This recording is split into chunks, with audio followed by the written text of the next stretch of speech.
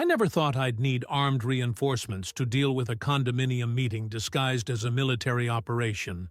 But that day, if it hadn't been for my veteran neighbors, the outcome might have been different. And I'm not talking about shooting or yelling. I'm talking about the public shame Karen caused by trying to turn the entrance to my ranch into a scene from a bad action movie, with a truck, fake vests, and, of course, a makeshift battalion from the neighborhood association, a traveling circus with a microphone, a whistle, and no authority. It all started with a note, taped to my mailbox with transparent Durex and pretending to be an Arial 12 font. It was a special inspection notice from the HOA. In it, they said that after numerous complaints, an in-person and corrective check would be necessary at my ranch, with a date, time, and the presence of uniformed members. They wrote that, as if it were normal. That complaint? According to the paper, large structure visible from the main road, possible irregular storage of unclassified materials, and vehicle movement incompatible with the community standard.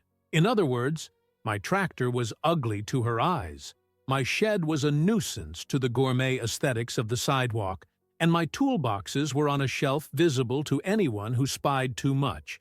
I ignored it, because, honestly, my patience for paper games had been exhausted by the woman's last 3 failed attempts to take over the neighborhood as if she were emperor of the countryside. But she didn't want dialogue. She wanted a show. The following Saturday, at 9 o'clock sharp, I heard the sound. A truck. Not just any truck. It was one of those white trunks, with a sticker on the side saying HOA Operational Support Service. It didn't even officially exist. It was just an invention, but it seemed serious enough to scare anyone who didn't understand the scenario. Along with the truck, 6 people got off, 3 men, 2 women, and a teenager, who was probably forced to be there. They were all wearing navy blue vests, with the association's initials, toy radios attached to their belts, and laminated badges with black and white photos. One held an unplugged megaphone. Another had a clipboard with stapled sheets that shook in the wind. They stopped in front of the ranch gate. The truck was blocking half the entrance. One of the men climbed down in a commanding pose. He put his hand in his pocket, took out a card, and began to read something aloud, but with a hesitant tone. I could tell he had memorized the speech. He tried to speak firmly, but his voice didn't match his courage. We are here to carry out checks in the name of community safety and order. We ask that the resident cooperates and allows access for visual inspection, as determined by the Proactive Territorial Maintenance Committee.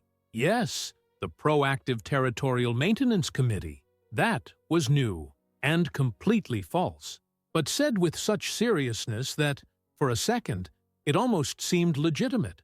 Almost. I was on the balcony. The gate hadn't even been opened. But the sound of the truck was enough to wake up the neighbors. And that neighborhood isn't made up of window gossips. It's made up of people who know what discipline is. 3 of the houses next door are owned by Army veterans, all retired but with sharper reflexes than many newcomers. The first to come out was Mr. Miles, a Green Beret, who maintains the neatest garden in the neighborhood and a collection of legalized weapons worth more than Karen's car. He appeared on the side of the wall, wearing a cap, sunglasses, and an AR-15 slung across his chest. He didn't raise his gun. He just appeared, as quietly and threateningly as possible. Then Mr. Brown's door opened. Another veteran, more discreet, but with the same kind of presence, also armed, not in an attack position, but visible, in a state of technical observation, as they like to say. The third was the youngest, Daniel, who served in the Middle East and now lives looking after a vegetable garden and fixing clocks. He came out of the gate with his hunting vest, a real radio attached to his collar, and his dog by his side. There was not a word, no direct threat, just presence, just the 3 of them standing still, with their eyes pointed at the white truck and the aesthetic soldiers. The man with the clipboard stuttered. The megaphone fell out of one of their hands. The teenager slowly walked away, pretending to take a call. The woman leading the group took off her badge and slipped it into her pocket. It was at this point that they realized they'd made a mistake. And the address? I didn't have to say anything. I just got up, put on my hat, and walked to the gate. The silence of the neighbors behind me was the perfect soundtrack. And when I stopped in front of the team, one of the men, his face completely white, said, "Good morning, sir. Sorry for the inconvenience. Come on, we're leaving." They backed away slowly. The truck reversed so fast that it knocked over a cone that they themselves had placed. No one laughed out loud, but the sound of Daniel's radio let out a squeal that sounded like laughter. That morning ended with coffee on the balcony. 3 neighbors, 3 stored guns, and the certainty that, on that street, anyone who pretends to be an authority without being one ends up discovering that the ranch is not alone. Nor is it unprotected. The escape of the white HOA truck, with its front inspectors running away from the presence of the veterans, could have ended everything with a minimum of dignity. But dignity is not usually the ally of those who think that letterhead is a substitute for authority. And Karen, even after the public humiliation, decided to counterattack with what she believes to be the most powerful weapon: long paragraphs and invented titles. The next morning, she spread an urgent clarification notice around the neighborhood. Thick paper, printed double-sided, distributed in every mailbox with the coldness of someone who still believes she is in charge. At the top, in bold letters, it read, "On the community policing incident of the day before, official clarifications." Below, a cascade of justifications as ridiculous as the lying weapons they carried. It wrote that what happened was an operational misunderstanding caused by a miscommunication between the HOA's Community Policing Committee and those responsible for executing the temporary visual inspection plan. It said that the agents were authorized to carry out non-intrusive inspection actions and that the hostile response of some residents will be investigated internally by the association, as it characterizes resistance to institutional harmony. Resistance to institutional harmony. It was so much empty pomposity that you wanted to frame it. But the worst came at the end. We ask that residents avoid armed demonstrations during HOA actions. We emphasize that the presence of weapons can be interpreted as a threat and compromises the peaceful spirit of coexistence in our neighborhood. That was the spark needed to ignite the veterans group. No one responded with offense. There was no threat or direct public response. The elegance of the contempt came in another form. At the weekend, the 3 veterans decided to organize a neighborhood integration afternoon coffee. Simple name, informal invitation. No letterhead, just a sheet of paper stuck to the post with a blue ballpoint pen. The coffee took place on my property, on the ranch. Long table, rustic benches, flags folded over the fireplace, and a sign at the entrance. "Come in, bring your respect. The ranch is home to those who don't bow their heads to farce." More than 30 locals came. People who had never set foot off the asphalt, people who had only watched the HOA soap opera from afar and now wanted to see the scene from the inside. They ate homemade bread, drank strong coffee, and walked around the shed as if they were discovering that the liveliest part of the neighborhood had always been the one the HOA pretended not to see. In the afternoon, the veterans gave a short presentation. It wasn't a speech. It was a demonstration. Weapons dismantled and cleaned on the table. Old vests and badges displayed as if it were a memory fair. They proudly displayed their past service, not to frighten, but as a reminder that this neighborhood wasn't born out of the vanity of those who measure grass. It was born from the efforts of those who bear scars. Someone asked about the HOA bill. Mr. Miles laughed. He just said, "If you want to discuss authority, we're open, as long as you bring more than a nylon vest and a laminated badge." The sentence was said without arrogance, just the truth. For the next few days, the HOA remained silent. No letter, no warning, no attempt to regain control. Karen was seen driving by, looking hurriedly inside the ranch, as if searching for what she could still salvage of her own reputation. But no one was listening anymore. Credibility had been unceremoniously buried between a bale of hay and a row of wooden chairs. What remained was the echo of shame. And the ranch? It has gained a new reputation. It is now a meeting place, a refuge, and a symbol of resistance. Those who pass by respect it, not because of the size of the gate, but because of the history it protects. The new sign out front sums it up. Those who hit hard and cry with paper are not accepted here. When silence became unanimous in the neighborhood, Karen tried what every meeting dictator does when he realizes he's lost his moral command. He threw the name of legality up in the air, thinking that at some point he would fall as an authority. And that's how, a week after the Veterans Coffee, the notice of a public hearing on accountability for anti-democratic acts against the HOA came about. That's right, anti-democratic. She had the nerve to print that title on a banner with a blue background and gold lettering. The announcement was spread via email, groups, and even taped to the pole in front of the association's hall. It said that there would be clarifications, exposure of evidence, and collection of signatures for joint action against armed intimidation by residents. It tried to paint the veterans as a militia. It tried to reverse the roles. It said that the community environment had been damaged by the imposition of physical force, a symbol of a mentality that is opposed to dialogue and peace.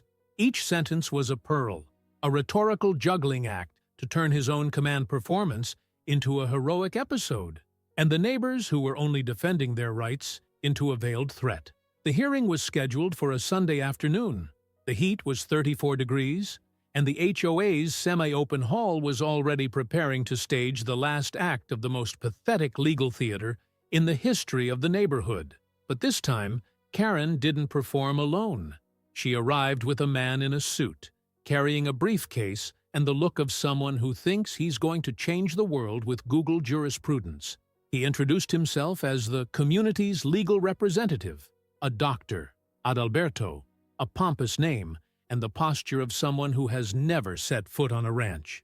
The speech was rehearsed. They went up to the makeshift pulpit, microphone on, and the attempt at redemption began. Karen spoke slowly, as if she were a public authority making a speech on national television. She repeated phrases like threat to order, collective damage, disproportionate action, and, of course, incompatibility with the spirit of the neighborhood. It said that those involved acted with the intention of intimidating a legitimate inspection, and that they needed to be formally warned or removed from the community. Once again, she tried to erase her own mistakes with the smoke of victimization, but she hadn't counted on an unexpected presence. In the middle of the hearing, two men entered with a firm step. One was wearing an army uniform, the other a dark suit. They both went straight to the front of the room, without asking permission or putting on an act. The one in uniform held out a briefcase. The one in the suit introduced himself. "I'm the legal advisor for the 2nd Military Region. We've come to formalize a clarification about the reported events involving 3 of our former members and this association." The room fell silent. Karen jammed on the microphone. Dr. Adalberto kept his mouth ajar, seemingly searching for a comma in his own reasoning. The document presented was straightforward. It explained that the veterans involved were citizens who legally carried guns, had clean records, and acted within the right to self-defense and protection of property. It said, in no uncertain terms, that attempting to expose these individuals publicly could be interpreted as moral persecution and misuse of a private institution for defamatory purposes. Worse, it included an attachment signed by a senior officer recommending that the HOA avoid further public mention of the episode, under penalty of judicial liability for damage to the image of retired armed forces personnel. It was the calmest and most embarrassing checkmate the room had ever seen. The HOA's legal representative said nothing. Karen tried to thank him for visiting, but her voice failed her. The banner behind her began to peel away from the wall in the wind and fell to the floor just as she was trying to change the subject. People left, one by one, like someone who realizes they're in the wrong place, watching a bad movie where the ending has already been revealed. The next morning, the HOA sent a formal email with the title, "Cancellation of Hearing. Apology to the Community." The text said that recent events were misinterpreted and that the association was in the process of reviewing its practices to ensure mutual respect and appreciation of plurality. Nothing about weapons, nothing about the truck, nothing about the theater. Just retreat. Karen disappeared again, this time for longer. The flyers disappeared from the streets. The HOA's social media profile was deactivated. Meetings have been postponed indefinitely. And the ranch? It got a new chair on the porch. One of the veterans left it there as a gift, with a little plaque nailed to the backrest, "For those who never hide when the truth knocks at the gate." One would have thought that, after a humiliation stamped by the Army itself and a public retreat with an ill-digested apology, Karen had finally learned the difference between neighborhood and command territory. But she wasn't born to back down. She was born to try and fail, with dubious elegance and conviction that only those who can't see their own ridiculousness can maintain. With no institutional strength, no audience, and no support, even from the sycophants on duty, she decided to try the path of anonymous poison. Discreet rumors began to circulate about a complaint filed against properties that stored potentially dangerous equipment and maintained structures that did not comply with the municipality's environmental regulations. In messaging groups, there were leaked prints of private conversations, anonymous messages talking about safety risks, and even badly framed photos taken from afar, showing my shed, my covered tractor, and even my balcony, as if that was where the rural apocalypse was being planned. The comments smelled of fabrication. The digital signature of the texts gave away the author. Long sentences, repeated words, and that pathetic attempt to appear impartial. Residents concerned about order. Citizens in search of harmony. It was her, but without the courage to sign it. The photos began to circulate with captions such as "visual incompatible with the sustainable growth of the neighborhood," and "possible irregular accumulation of flammable materials." In one of the prints, you could even see my dog lying in the corner, looking at the camera as if he had already predicted that the embarrassment wouldn't be long in coming. And it didn't take long. A municipal inspector showed up 3 days later, by protocol. Discreet, polite, with an official document. He said he had received the formal complaint by email and needed to take a look. He entered respectfully, analyzed everything, asked questions, took notes. He brought coffee and left smiling.